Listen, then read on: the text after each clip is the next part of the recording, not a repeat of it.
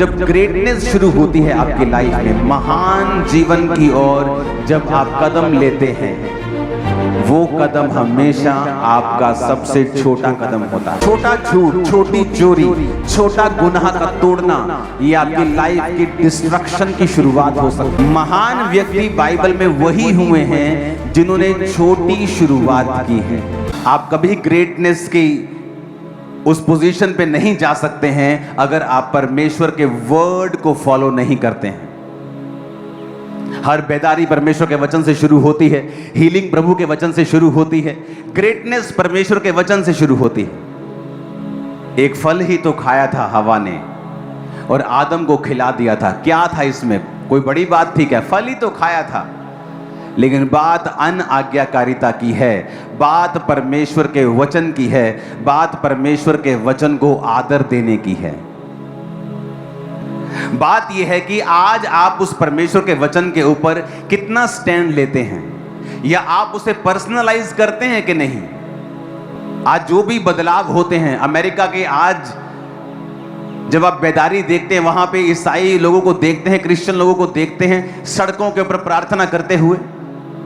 Billionaire millionaire सड़कों के ऊपर खड़े होकर प्रार्थना करते हैं, वहां विश्वासी जीवन जीते हैं।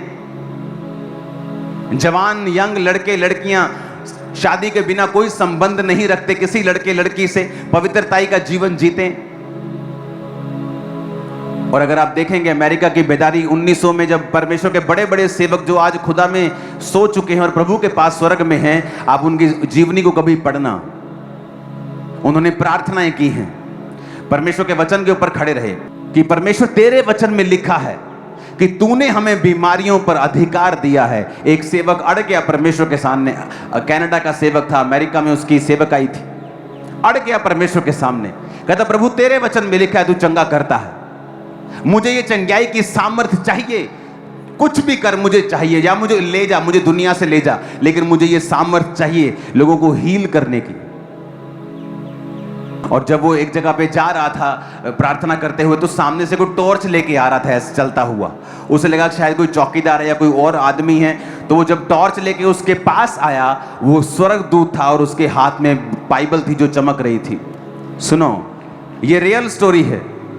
और उसने उस परमेश्वर के दास को कहा कि आज लोगों के अंदर समर्पित जीवन नहीं है, आज लोगों ने अपना समर्पण परमेश्वर के सामने नहीं किया है, इसीलिए वो प्रेरितों के काम वाली सामर्थ्य भी उन पास्टरों की लाइफ पे नहीं है। वो ये कहकर स्वर्गदूत गायब हो गए और बाइबल भी गायब हो गई। और उस सेवक ने परमेश्वर के दर्शन को समझ लिया कि मैंने जो परमेश्वर के सामने जिद करके प्रार्थनाएं की हैं, परमेश्वर ने मुझे उसका उत्तर दिया है। और उसने प्रेयर्स करनी स्टार्ट की और एक स्ट्रॉन्ग हीलिंग अनॉइंटिंग उसकी लाइफ में आए और काम करे। अब ये हिस्ट्री में रिकॉर्ड है और सारी रिटन चीजें हैं। 1905 में जिस शहर में वो सेवा करने लगा था, वहां पे 1 लाख रिटन मिरेकल्स उसकी सेवकाई में हुए थे। और जब अमेरिका के डिपार्टमेंट्स ने उस शहर का सर्वे किया, और जब पूरे देश का सर्वे होता है, तो उसका जो शहर था पूरे देश का सबसे ज्यादा हेल्थी और चंगा शरीर वाला, जहां सब लोग चंगे थे, पूरे देश में वो शहर, वो कस्बा नंबर 1 था पूरे देश, पूरे अमेरिका में। क्योंकि इतने मिरेकल्स उसकी सेवकाई से हुए, इतने हीलिंग्स उसकी सेवकाई से हुई, क्योंकि एक परमेश्वर के दास ने स्टैंड लिया कि मैं परमेश्वर के वचन के ऊपर चलूंगा। जब आप परमेश्वर के वचन के ऊपर स्टैंड लेते हैं और खड़े रहते हैं, और ये बहुत बड़ा नहीं होता है, शुरुआत बहुत बड़ी नहीं होती है, छोटी सी होती है।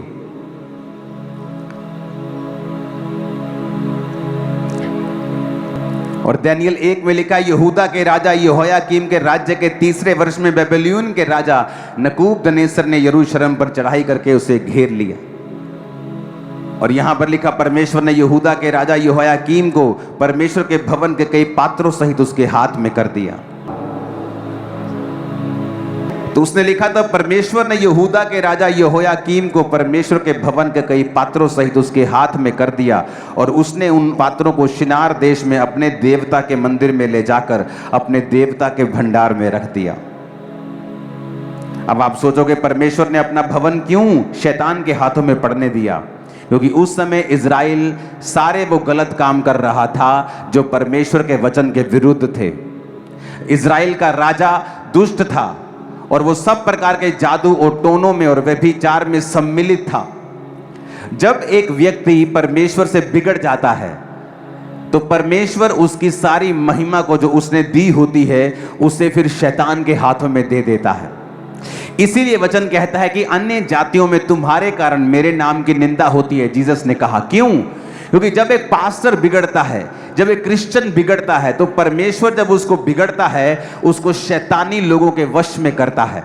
शत्रु उसको लूटते हैं, वो शत्रुओं के वश में आ जाता है, वो कैप्चर हो जाता है। और लोग सोचते हैं शैतान ने काम किया। कई बार सारे काम शैतान नहीं करता है। यहां पर परमेश्वर का यह कार्य था कि परमेश्वर ने अपनी महिमा को भी जो उसे दी थी उसे खत्म कर दिया और अपने भवन के पात्रों समेत वो अपने सारी चीजों को अपने देवता के भंडार में उसने रख लिया।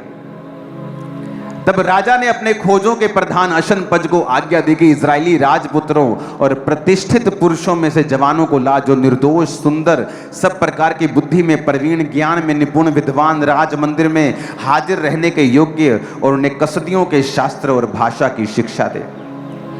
जो बेबीलोन का राज्य था वो बहुत तेजी से बढ़ रहा था, वो इतनी तेजी से एक्सपेंड कर रहा था और वो इतनी तेजी से देशों के ऊपर कब्जा कर रहे थे कि उनके पास जो स्टाफ था, जो अच्छा स्टाफ, जो राज्य कर सके, जो उन पर देख रेख कर सके, एडमिनिस्ट्रेशन कर सके, वो स्टाफ की कमी थी। क्योंकि वो देश बहुत तेजी से कैप्चर कर रहा था कि आज ये देश पे कब्जा कर लिया, अब अपना स्टाफ चाहिए, अपने लोग चाहिए जो उस देश का कोई गवर्नर बन सके, कोई हाकिम बन सके, कोई गृह मंत्री बन सके, कोई पुलिस ऑफिसर बन सके। तो इस कारण वो क्या करता था राजा, अब उसे अपने स्टैंडर्ड के लोग भी चाहिए कि ये नहीं अगर देश बढ़ रहा है तो वो क्वालिटी से कॉम्प्रोमाइज करे। तो उसने फ्यूचर के बारे में सोच के कहा कि मुझे अच्छे जवान इजरायली राजवंश में से ऐसे लोगों को लेके आ जो बुद्धि में प्रवीण हों। और वचन कहता है कि उनमें यहूदा की संतान में से चुने हुए दानियेल, हनन्याह, मिशाएल और अर्जिया नामक यहूदी थे। अब यहां पर ये 4 जन परमेश्वर के राजा के अंडर आ जाते हैं और राजा के पास चले जाते हैं।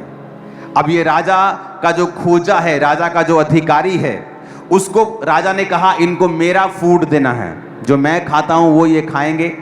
इनको शिक्षा दो, इनको शस्त्र, शास्त्र, भाषा, सब चीज़ों की शिक्षा देके इतने साल तक इनको पालो और उसके बाद मैं इन्हें ड्यूटीज दूंगा, इनको चेक करके। और बाइबल कहती है दानियेल भी उनके प्रति वहीं पे था। लिखा परंतु दानियेल ने अपने मन में 8 आयत में लिखा, ठान लिया कि वो राजा का भोजन खाकर और पीने का दाख मधु पीकर अपवित्र ना होए। इसलिए उसने खोजों के प्रधान से विनती की कि उसे अपवित्र ना होना पड़े। परमेश्वर ने खोजों के प्रधान के मन में दानियेल के प्रति कृपा और दया भर दी। खोजों के प्रधान ने दानियेल से कहा, मैं अपने स्वामी राजा से डरता हूं, क्योंकि तुम्हारा खाना पीना उसी ने ठहराया है। कहीं ऐसा ना हो कि वह तेरा मुंह तेरे संग के जवानों से उतरा हुआ और उदास देखे, क्योंकि तुम मेरा सिर राजा के सामने जोखिम में मत डालो। तब दानियेल ने उस मुखिए से, जिसे खोजों के प्रधान ने दानियेल, हनन्याह, मिशाएल और अर्जिया के ऊपर देखभाल करने के लिए नियुक्त किया था, कहा, मैं तुझसे विनती करता हूं, अपने दासों को 10 दिन तक जांच और हमारे खाने के लिए साग पात और पीने के लिए पानी दे, और 10 दिन के बाद हमारे मुंह जो जवान राजा का भोजन खाते हैं उनके मुंह को देख, और जैसा तुझे देख पड़े उसी के अनुसार अपने दासों से व्यवहार करना। उसने उनकी विनती मानी और 10 दिन तक उन्हें वही खाना देता रहा जो उन्होंने कहा, और उनको जांचता रहा। 10 दिन के बाद उनके मुंह राजा के भोजन के खाने वाले सब जवानों से अधिक अच्छे और चिकने दिखाई पड़े। तब वह मुखिया उनका भोजन और उनके पीने के लिए ठहराया हुआ दाख मधु दोनों छुड़ाकर उन्हें साग पात देने लगा। अब यहां पर समझने वाली बात है, परमेश्वर ने कहा जब ग्रेटनेस शुरू होती है आपकी लाइफ में, महान जीवन की ओर जब आप कदम लेते हैं, वो कदम हमेशा आपका सबसे छोटा कदम होता है। अगर आज आपको यहां से अमेरिका जाना है और आप यहीं से सोच लें मुझे यूएसए की फ्लाइट पकड़नी है, वो छोटा सा कदम जो पहला आप उठाते हैं वो है तो छोटा सा, पर आपकी डेस्टिनी की तरफ आपको लेके जा रहा है। महान व्यक्ति बाइबल में वही हुए हैं जिन्होंने छोटी शुरुआत की है। थोड़े दिनों के बाद जब राजा टेस्ट लेता है तो दानियेल और उसके 3 साथी बाकी लोगों से बुद्धिमान दिखाई देते हैं और वो उनके आकर समक्ष में सेवा करने लगते हैं। वो बड़े हो जाते हैं और राजा को एक दिन सपना आता है और राजा सब पंडितों को बुला के बोलता है, मुझे सपना आया है, बताओ मेरे सपने में मैंने क्या देखा और उसका अर्थ क्या है। सब जादू टोना करने वाले पंडित शास्त्री सब बोले, राजा ऐसा कौन पूछता है, हमें सपना तो बता, हम बता देंगे तेरे सपने का अर्थ क्या है। उसने कहा नहीं, सपना भी तुम बताओ और अर्थ भी तुम बताओ, नहीं बताओगे तो तुम मारे जाओगे। वो नहीं बता सके तो राजा ने झुंझलाहट में आज्ञा दे दी कि सब पंडितों का, सब पास्टर्स का, सब लोगों का नाश कर दो, एक ही दिन में मार दो सबको। जब दानियेल को यह बात मालूम हुई तो उसने अपने साथियों को बोला कि प्रार्थना करो, कल मैं राजा के सामने जा रहा हूं कि परमेश्वर अपना भेद प्रकट करे। और रात को परमेश्वर ने दर्शन में दानियेल को बताया कि उसने कौन सा सपना देखा है और उसका अर्थ क्या है। अब मेरी बात ध्यान से समझना, जब वो दानियेल राजा के पास मैसेज भेजता है और राजा उसका सपने का अर्थ समझने के लिए बुलाता है उसको अंदर, और दानियेल उसको एग्जैक्ट वही बताता है कि तूने एक मूर्ति देखी है जिसका सिर सोने का, जिसकी भुजाएं चांदी की, फिर पीतल, फिर लोहा, पैरों की उंगलियां लोहे और मिट्टी की बनी हुई, और इस तरह से वो बड़ा पत्थर आके उसको मारता है और वो चूर चूर हो जाता है और फिर बड़ा पहाड़ बन के पृथ्वी पे फैल जाता है। और राजा शॉक्ड हो गया और उसने कहा कि दानियेल को सबसे ऊंचा पद दिया जाए। और दानियेल के 3 जो आगे लोग थे उन्हें प्रांत के मेन काम स्टेट के दिए जाएं। अब बात कहां पे शुरू होती है, यहां बचाव हुआ क्योंकि दानियेल उनके जैसा नहीं था। बचाव हुआ क्योंकि परमेश्वर ने दानियेल को दर्शन दिया और परमेश्वर ने दानियेल को दर्शनों के द्वारा ये चीजें समझाई। अगर दानियेल डर जाता और राजा का दाख मधु यानी जो नशीला पदार्थ है, अगर वो दानियेल को रोज पिलाया जाता और राजा का वो मूर्तियों के सामने चढ़ाया गया मीट जो वो चढ़ाते थे, अगर दानियेल रोज खाता, परमेश्वर कभी भी दानियेल को सपने में इसका अर्थ नहीं बताते। वचन में लिखा है, दाख रस के मतवाले मत बनो, क्योंकि जो कोई व्यक्ति शराब के नशे में रहता है उसकी आत्मा हिली हुई होती है। एक चूहे जैसा व्यक्ति भी शराब पी के शेर के जैसी बातें करता है। क्यों? क्योंकि उसकी आत्मा जो है शराब स्पिरिट के ऊपर फर्क डालती है, वो दलेर कर देती है आदमी को। परमेश्वर ने कहा कि अगर तुम शराब से दलेरी लोगे तो मेरा पवित्र आत्मा भी दलेरी देता है। इसीलिए जब कई बार आप बहुत ही कमजोर फील कर रहे होते हैं और डरे हुए फील कर रहे होते हैं और आप परमेश्वर की प्रेजेंस में चले जाते हैं और 4, 5, 3 दिन, 2 दिन, 1 दिन प्रार्थना में बिताते हैं और सडनली आपके अंदर दलेरी आ जाती है, ये वही दलेरी है जो शराब पी के लोगों के अंदर आती है और आप में पवित्र आत्मा के जरिए आई है। इसलिए नए नियम में परमेश्वर ने कहा कि अगर तुम्हें शराब पीनी है तो फिर पवित्र आत्मा तुम्हें वो दलेरी नहीं दे सकता, क्योंकि वो दलेरी या तो तुम शराब से ले सकते हो या पवित्र आत्मा से ले सकते हो। तो इसीलिए परमेश्वर ने कहा था कि तुम शराब ना पियो, शराब उनको दो जो मरने पे हैं, जो उदास हैं। लेकिन आज ये वचन कोई नहीं पढ़ता। वो 5 ml जो किसी की बीमारी के लिए, ठीक होने के लिए दवाई में डाल के दी, उस वचन को तोड़ मरोड़ कर वो शराब के पैग बना के पी सकते हैं, जबकि उन्हें यह नहीं पता है कि परमेश्वर शराब पीने की आज्ञा बाइबल में नहीं देता। उसको मालूम था, दानियेल को यह बात पता थी और उसने एक छोटा सा आज्ञा को माना। अगर दानियेल शराब के नशे में रोज रहता और उसकी स्पिरिट और उसका दिमाग उस अल्कोहल के इन्फ्लुएंस में होता, मैं आपको गारंटी देता हूं कि परमेश्वर कभी भी उसको दर्शन में उत्तर नहीं देते।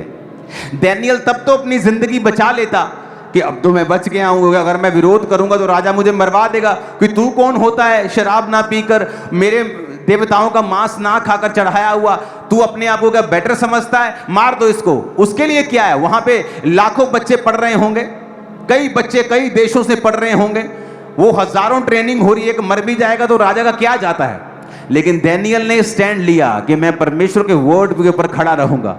आप देखो आज क्रिश्चियनिटी में बहुत से लोग हैं, बहुत से अमीर लोग भी हैं, बहुत से इन्फ्लुएंशियल लोग भी हैं, लेकिन अगर आप देखेंगे परमेश्वर उनके द्वारा प्रभावित कामों को करने में कामयाब नहीं होता। क्यों? क्योंकि उनका जो जीवन है वो अनॉइंटिंग और वर्ड के अंदर पूरी तरह छुपा हुआ नहीं है। बहुत सी ऐसी चीजें हैं जो वचन के साथ वो ब्रेक करते हैं, इसलिए परमेश्वर उन्हें अच्छी पोजीशन पे होते हुए भी इस्तेमाल नहीं कर पाता है। डैनियल ने सोच लिया था कि मैं ये खाना नहीं खाऊंगा। अब डैनियल ने अपने जान की परवाह नहीं की, और अपनी जान की परवाह ना किए बगैर उसने कहा कि भाई साहब तू मुझे साग पात दे दे, तू मुझे साग दे दे, तू मुझे सरसों का साग दे दे, मुझे तू गोभी आलू दे दे, और 10 दिन के बाद तू मेरा चेहरा देखना। अगर मेरा चेहरा उतरा हुआ हो, थोड़ा कम लाल हो, थोड़ा कम शाइन करे, तो तू वही खाना मुझे देना शुरू करना। और जब 10 दिन के बाद देखा गया तो जो मीट मांस खा रहे थे और बड़ा अच्छा खा रहे थे, उनका चेहरा गिरा हुआ था डैनियल के मुकाबले। ये पहला साइन था जो परमेश्वर ने दिया कि डैनियल, अगर तू मेरे छोटे से छोटे वचन को मान सकता है तो मैं तेरी जिंदगी में तभी काम कर सकता हूं, उसी तक वक्त काम कर सकता हूं। और तभी से परमेश्वर ने उसके जीवन में चिन्ह दिखाने शुरू किए। आप बड़े काम नहीं कर सकते हैं, आप बड़ी बड़ी चर्चेस नहीं चला सकते हैं अगर छोटे लेवल के ऊपर परमेश्वर के वचन को आपने नहीं समझा, और साथ साथ परमेश्वर आपको चिन्ह देकर आपकी सेवकाई और आपकी लाइफ को दृढ़ करता है, आपके विश्वास को वो दृढ़ करता है, आपको साइंस देता है। और वो साइन वो नहीं होते जो आप प्रभु से मांगते हो कि पहला मैनू साइन दे, जो तो मैनू बुलाया थे आवाज दे। नो, ये फुलिश चीजें हैं। परमेश्वर वो साइन देता है क्योंकि तुमने वचन को माना है, तुमने पहल की है, तुमने परमेश्वर को विश्वास के द्वारा अप्रोच किया है, और वो साइंस तुम्हें फॉलो करते हैं। लिखा था science and wonders will follow you. अगर तुम परमेश्वर पे विश्वास करते हो तो चिन्ह चमत्कार तुम्हें फॉलो करेंगे। और बाइबल कहती है डैनियल ने कहा मैं अपनी मौत ले सकता हूं पर मैं ये खाना नहीं खा सकता हूं। एंड में देखो क्या हुआ। अगर डैनियल शराब पीता तो जब राजा ने आज्ञा दी कि सब मार दिए जाएं, उनमें डैनियल भी होता। इतिहास गवाह है बहुत से ऐसे क्रिश्चियन ऐसी आज्ञाओं के नीचे मारे भी गए हैं, आप पढ़ के देख लो। लेकिन डैनियल उस समय नहीं मरा क्योंकि उसने ठान लिया था कि मैं परमेश्वर के वचन को नहीं ब्रेक करूंगा। आप किसी के यहां काम करते हैं, वो छोटी सी 100 रुपए की चोरी आपके ग्रेटेस्ट फ्यूचर को खत्म कर रही है। वो 5 मिनट का व्यभिचार वो आने वाली ग्रेटेस्ट ग्लोरी को आपकी लाइफ से खत्म कर रहा है। वो 5 मिनट की चुगली, वो किसी के साथ जेलसी, वो किसी को डाउन करने के लिए योजनाएं बनाना, परमेश्वर के घर को पॉलिटिकल घर बना देना, वो तुम्हारी ग्लोरी को डिम कर रहा है, डाउन कर रहा है, और तुम ये बात को समझ नहीं पा रहे हो। वो तुम्हारी ग्लोरी अगर डाउन हुई तो जो फ्यूचर में परमेश्वर ने तुम्हारे लिए रखा हुआ है वो तुम तक कभी नहीं पहुंचता, क्योंकि तुमने अपने हिस्से को पहले लेने की कोशिश की है। या तो तुम उस एक्साइटमेंट को पहले ले लो 5 मिनट की, और उसके बाद जो फुल लाइफ में एक्साइटमेंट होने वाली है वो तुम छोड़ दो। तो या तो फिर परमेश्वर के वचन पे खड़े रहो। परमेश्वर के द्वारा दिया गया सताव आपकी ब्लेसिंग का कारण है। पतमुस टापू के ऊपर जो प्रकाशित वाक्य लिखा गया, जैसे पढ़ने से सुनने से लोग ब्लेस हो जाते हैं। और जब रोमी लोगों ने देखा कि यूहन्ना का इन्फ्लुएंस बढ़ रहा है तो तेल के कड़ाहे में उसे मारने की कोशिश की।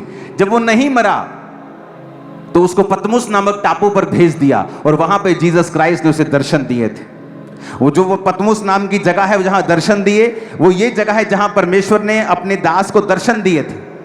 ये आज भी यहां मौजूद है। पूरी दुनिया के सैलानी यहां घूमने के लिए जाते हैं।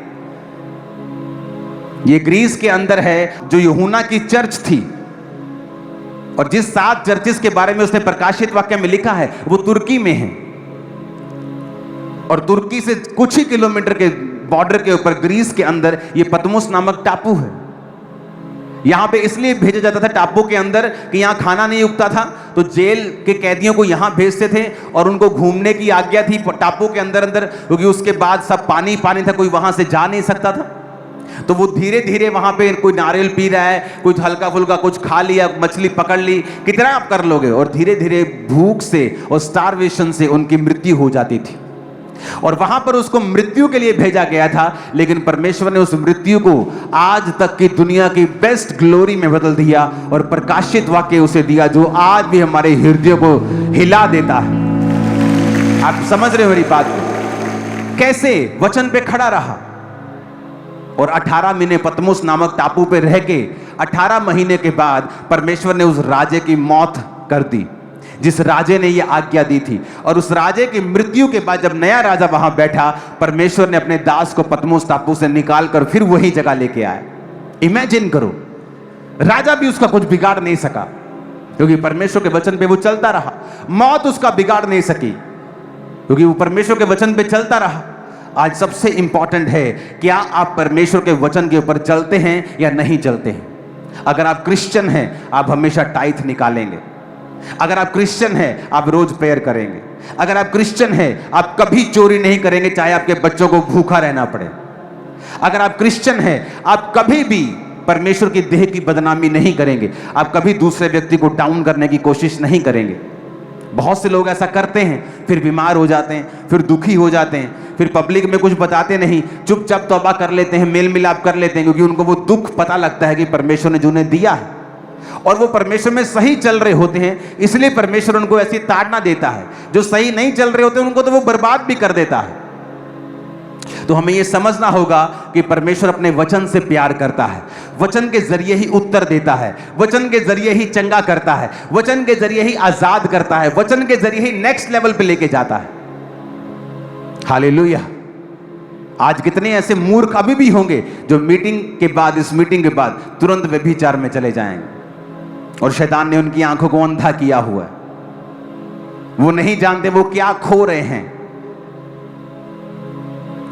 जब आप शरीर के पीछे लगते हैं और उस समय शरीर आपको दबाता है, वो तलब आपको दबाती है, वो पाप का अटैक आपको मजबूर करता है, लेकिन उसके बाद एक पार्सल आएगा शर्मिंदगी का, बीमारी का, कमजोरी का, अटैक का, उसे आपको लेना पड़ेगा।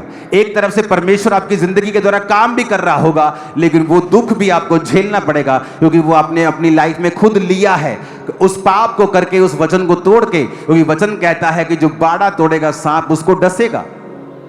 इसलिए परमेश्वर ने जब सूरों वाले व्यक्ति, जो सूअर मर गए थे, जिस व्यक्ति की दुष्ट आत्मा उस सूरों में बैठ गई थी, उसने कहा था हमें सूरों में भेज दे, दुष्ट आत्मा ने कहा था। तो जीसस ने कहा था जा, क्योंकि सूअर चराना पाप था और जहां पाप हो रहा था तो वहां शैतान ने कहा हमें इसमें जाने की आज्ञा दे। जब आप अपने जीवन में परमेश्वर के वचन को तोड़ते हैं, और देखो जिस कारण आप तोड़ते हो वो फ्यूचर में एक बड़ा अजगर बन जाएगा। डैनियल का सबसे बड़ा कारण कि नहीं मैं शराब पीने से मना नहीं कर सकता, राजा का खाने खाने से, क्या था? उसकी जान। और वही जान जाती कुछ साल बाद। तो एक्चुअल में परमेश्वर का वचन मानने से जो दुख, जो पीड़ा आपको हो रही है और शैतान जिस विषय में आपको डरा रहा है, एक्चुअल में वही आपकी ब्लेसिंग है फ्यूचर में। अगर वो आपको कह रहा है कि अगर तू परमेश्वर के वचन को मानेगा तो तेरी शादी नहीं होगी, एक्चुअल में वो ग्रेट मैरिज है आपकी फ्यूचर में, जो शैतान देख चुका है और वो आपको रोकना चाहता है। अगर तू खुदा के वचन को मानेगा ना, मानेगी, तेरा हस्बैंड तुझे छोड़ देगा। तेरा हस्बैंड वैसे भी मरने वाला है फ्यूचर में, और शैतान जानता है, वो जानता है अगर तू खड़ी रही तेरा हस्बैंड बच जाएगा फ्यूचर में।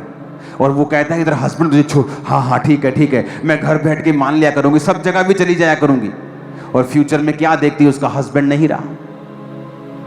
मेरा एक जानकार, जिसका मैं नाम नहीं बताना चाहता, और उसको खींच लिया गया परिवार में कि नहीं जाना चर्च, और जिस परिवार ने उसे खींचा, एक लौता जवान, एक और बेटा परिवार का मर गया। उसके बाद वो बाप मर गया, उसके बाद वो मां मर गई। कितने साल के अंदर अंदर जवान छोटा भाई 2-3 साल के अंदर, मां 7-8 साल के अंदर, और बाप कोविड के दौरान। यंग है, सारे अभी यंग थे, क्योंकि शैतान जो आपको डरा रहा है जिस विषय में, वही परमेश्वर आपको फ्यूचर में देना चाहता है। शैतान के पास अपना कुछ नहीं है, उसके पास कुछ ओरिजिनल नहीं है, उसके पास सारी कॉपीज हैं, वो परमेश्वर की कॉपी करता है।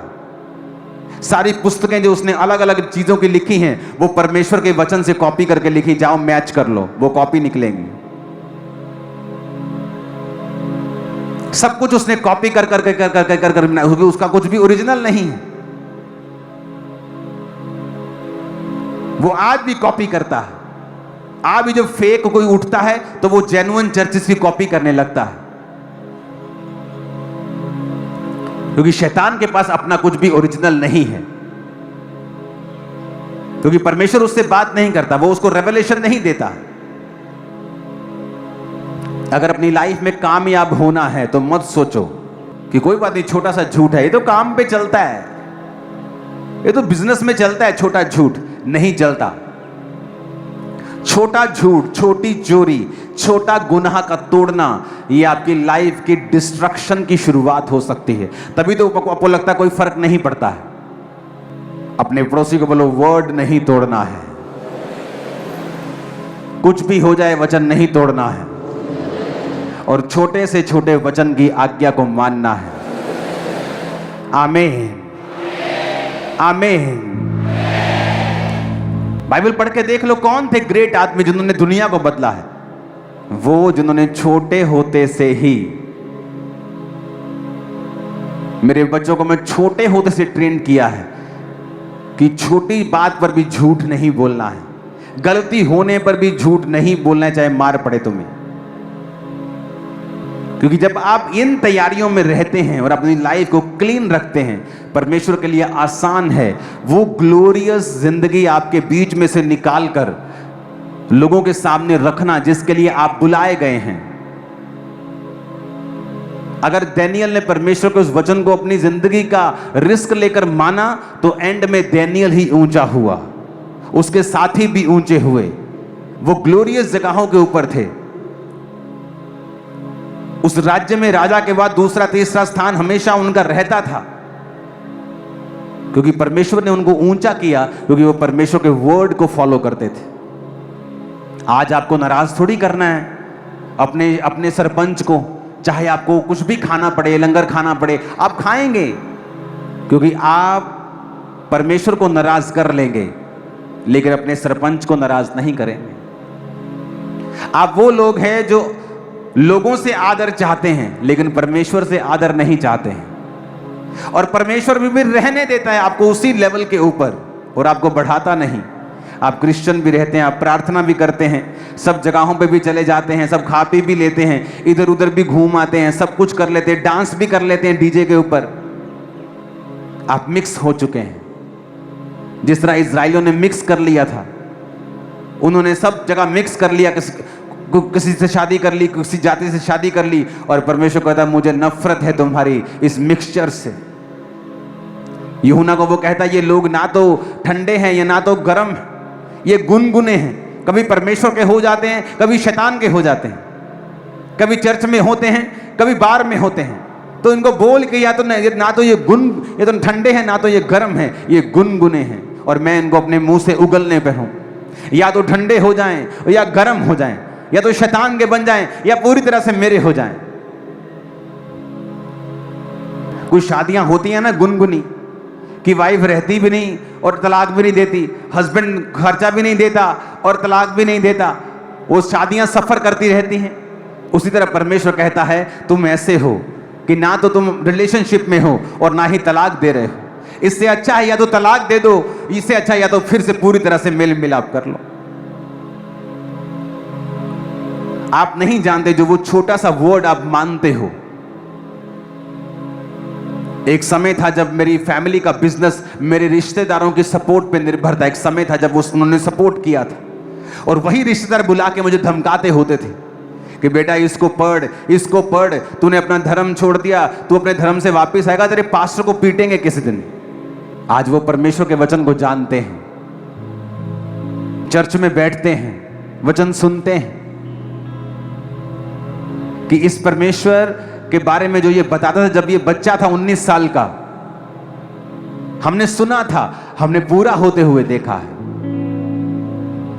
क्या हुआ उस समय, 4 रिश्तेदार चले गए और वो एकदम से नहीं मेरी जिंदगी में कुछ हुआ कि अगर 10 रिश्तेदार चले गए, कुछ दोस्तों को मैंने छोड़ दिया, कोई दोस्त निकल गए, कुछ संगति की वजह से चले गए, लेकिन वो अकेले समय मैंने बिताया। आज मेरे लाखों रिश्तेदार हैं। आप मेरे रिश्तेदार हो। कलीसिया मेरे रिश्तेदार नहीं है क्या?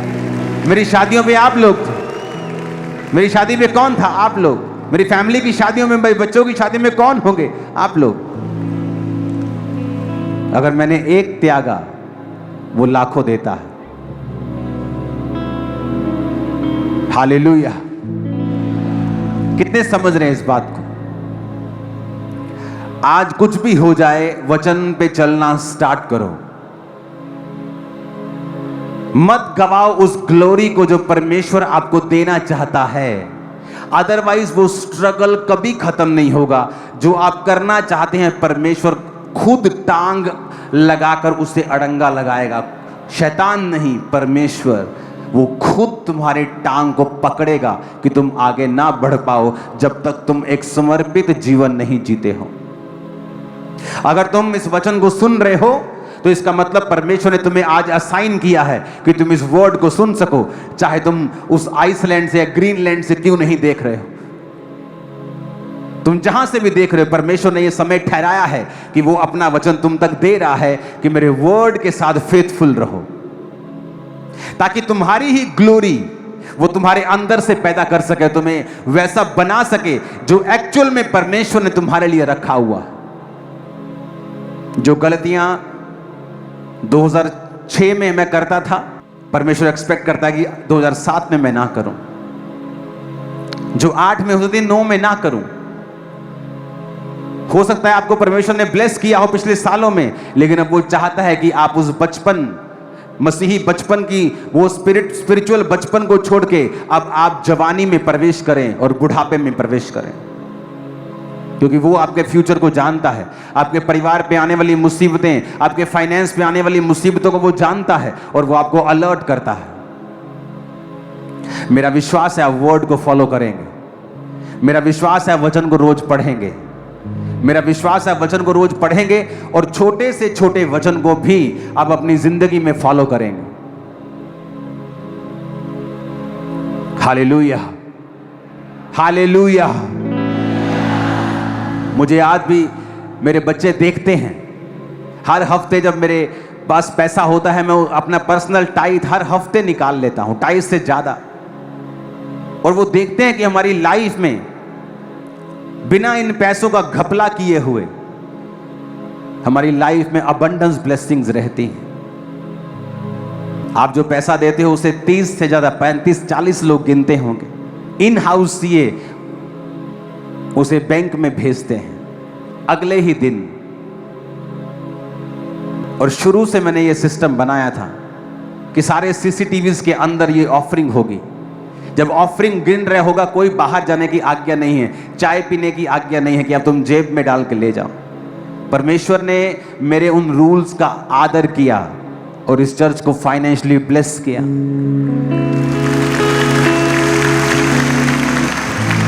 जब आप परमेश्वर के लिए कोई कार्य करते हैं, वो आपके साथ खड़ा हो जाएगा, वो आपके साथ सिस्टम में आ जाएगा, वो आपके संग आ जाएगा। आपके वर्क प्लेस के ऊपर आप कहीं से भी शुरुआत कर सकते, छोटी से छोटी। आप एंड छोटा नहीं करेंगे अगर परमेश्वर आपके साथ है तो। अगर आप भी दुनिया की तरह जीना चाहते हैं, दुनिया की तरह ही सब करना चाहते हैं, तो एक्सपेक्ट ना करें कि परमेश्वर आपकी लाइफ में वो काम करेगा जिसके लिए आप बुलाए गए हैं। आप क्रिश्चियन रहेंगे, वो आपको खाना पीना देता रहेगा। जिस तरह एक माँ छोटे बच्चे को या बड़े हो चुके मंदबुद्धि बच्चे को खाना पीना सब कुछ देती है, लेकिन घर की चाबियां उसे नहीं मिलती। अगर आप मसीह में नए हैं तो आप छोटे हैं। अगर मसीह में पुराने हो गए हैं और अभी भी आप बच्चों की जैसी बातें करते हैं, फिर आप मंदबुद्धि बच्चे हैं। तो आपको खाना पीना सुरक्षा तो देगा परमेश्वर, लेकिन आपको घर की चाबियां नहीं देगा, जिम्मेवारियां नहीं देगा, ग्लोरियस काम नहीं देगा। जब तक वारिस बालक है, यद्यपि सभी वस्तुओं का स्वामी है, उसमें और नौकर में कोई भी अंतर नहीं। उस घर का नौकर भी उसी घर में खाता पीता रहता और सोता है, और वो बच्चा भी उसी घर में खाता पीता रहता और सोता है। उसके अलावा उसके पास और कुछ नहीं।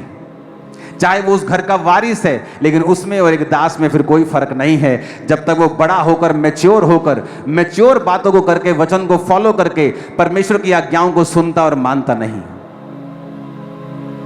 मेरी प्रार्थना है कि आप मेरी मेहनत को असफल नहीं होने देंगे,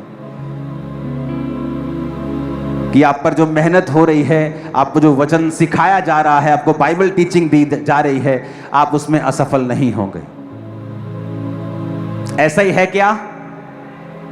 आप मुझे अपनी गवाही भेजो अपने जीवन परिवर्तन की, ओके, कल से, कि आप चोरी में थे, व्यभिचार में, कुछ भी जैसा भी था, आप वचन के खिलाफ थे, लेकिन आप वर्ड को फॉलो करके आपकी जिंदगी बदली है। मुझे गवाही चाहिए आप लोगों की, मैं सुनना चाहता हूं। तो आज से नशे के इन्फ्लुएंस में नहीं रहना है। पवित्र आत्मा तुमको देगा वो इन्फ्लुएंस और वो नशा और वो ग्लोरी।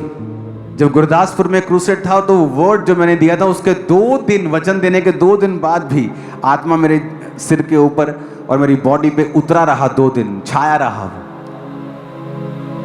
2 दिन लगातार। जब आप परमेश्वर का वो ग्लोरी लेने की आदी हो जाएंगे ना, आपको ये संसार का नशा कूड़ा लगने लगेगा, आपको आप नफरत करने लगेंगे इस। ये बात याद रखना कि ये पाप तो आप खा लोगे, ले लोगे, उसके बाद जो पार्सल आएगा वो आएगा ही आएगा। वो शर्मिंदगी, वो बीमारी, वो कमजोरी, वो फाइनेंशियल स्ट्रगल, वो आएगा ही आएगा। मैंने मसीह में एक बात नोटिस की है कि ये शारीरिक स्ट्रगल जब तक आप खत्म नहीं करते अपनी लाइफ से, बहुत सारे साथ आपके स्ट्रगल रहते हैं जो आप नोटिस करते हैं कि आपकी लाइफ में हैं, क्योंकि आपने कहीं ना कहीं शैतान के साथ कॉम्प्रोमाइज किया है। तो आज परमेश्वर की पावर खत्म नहीं हुई है, समर्पण खत्म है लोगों का, और जितना आपका समर्पण है उतनी परमेश्वर की पावर आपके अंदर से कार्य करती है। आपके चर्च में 1 फेक टेस्टिमनी हो जाएगी, 2 हो जाएंगी, 4 हो जाएंगी। क्या 1 लाख टेस्टिमनी फेक हो सकती? एक कोई ऐसे ही कुछ हो जाएगा, कोई ऐसे साइकोलॉजिकली ठीक हो जाएगा? क्या 100 रोगी सोराइसिस का ठीक हो सकता है 1 साल के अंदर? आप जानते हैं, चाहे मैं आपको 10 लाख बाइबल के भेद सिखाऊं, जब तक आप खुद बाइबल नहीं पढ़ेंगे, बहुत सी चीजें परमेश्वर आप पर जाहिर नहीं करेगा, चाहे आप मेरे रोज 2 सरमन सुनो।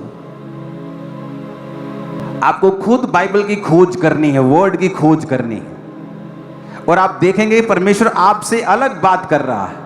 ये वचन जो मैं आपको दे रहा हूं, ये इसलिए है कि आप खुद डायरेक्ट परमेश्वर के साथ जुड़ जाएं।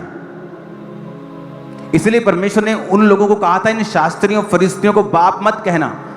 ये वो वाला बाप नहीं था जो लोग आज प्रचार करते हैं। ये वो वाला बाप था कि शास्त्री फरीसी बोलते थे कि हमारे पास आओ अगर ज्ञान चाहिए, हम ही आपको वचन दे सकते हैं, तुम किसी को वचन नहीं दे सकते। नहीं तो परमेश्वर फिर ये क्यों कहता कि अपने माता और पिता की आज्ञा मान? नहीं तो पौलुस फिर क्यों कहता मेरा स्पिरिचुअल सन तिमुथियुस? पतरस फिर क्यों कहता आत्मिक पुत्र? क्योंकि वो आत्मिक बातें हैं, वो अलग चीजें हैं। तो फिर क्यों परमेश्वर अलीशा के हे पिता के पुकारने पर उसको मसा दे देता? अगर वो गलत होता बाइबल से, तूने इंसान को पिता कहा, अब मैं तुझे मसा नहीं दूंगा। उसने पिता कहा, फिर भी मसा उसके जीवन पे आया। हालेलुया। वर्ड को फॉलो करना है। बहुत से लोग जीवित चर्चिस जाने से आपको रोकेंगे, वो शैतान रोकता है। क्यों? शैतान को पता है कि अगर ये जीवित चर्च के साथ जुड़ा रहा तो इसकी ब्लेसिंग पक्की है, और वो फ्यूचर जानता है, और वो आपको रोकने की कोशिश करता है। अगर वो आप रुक गए, आपकी वो ब्लेसिंग आपको कभी नहीं मिलती। जो भी शैतान आपकी लाइफ में कर रहा है, करने की कोशिश कर रहा है, उसे दरकिनार कर दो, इग्नोर कर दो। डरो मत, घबराओ मत, रिस्क लो परमेश्वर के लिए। तुम कामयाब होगे, एक ग्रेट बिजनेसमैन होगे, एक ग्रेट पास्टर होंगे, एक ग्रेट हाउस मेकर होंगे, तुम great mother, great father, great brother, great sister, great mother father होंगे इन जीसस नेम। लोग तुम्हारा आदर करेंगे, तुम्हारे बच्चे तुम्हारा आदर करेंगे, लोग तुम्हारा आदर करेंगे, परमेश्वर तुम्हारा आदर करेगा। तुम्हारी लाइफ के ऊपर मैं ब्लेसिंग को रिलीज करता हूं, खुदाबंद तुम्हारा आदर करेगा, वो तुम्हारी हदों को बढ़ाएगा। तुम एक जगह पे नहीं रहोगे, तुम्हारी हदें लगातार बढ़ती रहेंगी, तुम लगातार एक्सपेंड होते रहोगे, तुम्हारा परिवार लगातार, तुम्हारे परिवार की ब्लेसिंग लगातार एक्सपेंड होती रहे। कोई शैतान अपनी योजना तुम्हारी जिंदगी में पूरी नहीं कर पाएगा। जो भी शैतान करना चाहेगा, मेरा पिता स्वर्ग से दूतों को भेजकर उसे कैंसिल कर देगा। जो कुछ भी शैतान ने तुम्हारे लिए ठान रखा होगा, वो कैंसिल हो जाएगा और शर्मिंदा होगा इन जीसस ने। वो बीमारी तुम्हारे अंदर पनप रही होगी, वो कैंसर, वो एड्स, आज इस प्रार्थना के द्वारा परमेश्वर की सामर्थ्य से जल के सूख जाएगा और तुम फ्री होके वापस जाओगे। हालेलुया।